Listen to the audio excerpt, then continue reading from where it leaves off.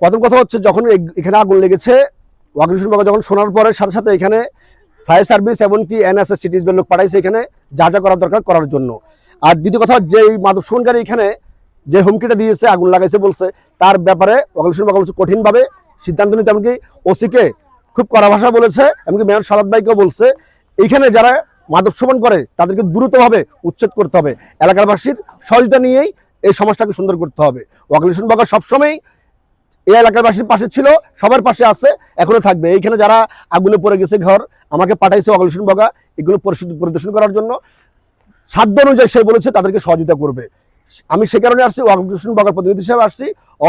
এখন মেয়র অফিসে আছে, সাতবার এখানে আছে, সাতবার এখান থেকে আসার পরে নিজে আসবে, সন্ধ্যার পরে দেখার জন্য আসবে। এখন আমাকে বলছে কাদের ঘর পড়া গেছে তাদের নামগুলো লিখে নিয়ে যাওয়ার জন্য বলছে, তাদেরকে সাধ্য অনুযায়ী সহযোগিতা করবে বলে আশা দিয়েছে আমাদেরকে। আচ্ছা, এখানে যে মাদকের যে উৎপাদের যে বিষয়টা বারবার উঠে আসতেছে, সেই বিষয় নিয়ে আপনারা কি ধরনের পদক্ষেপ নেবেন এবং প্রশাসনের সহযোগিতাটা কিভাবে আসতে পারে এখানে? বিগত 15 দিন আগে ওয়াকিল বাগা সিটিজ বিএনএসআই কে পুরো রিপোর্ট দিয়েছে, এমনকি ওসির সাথে কথা বলেছে এবং পুলিশ কমিশনের সাথে কথা বলেছে।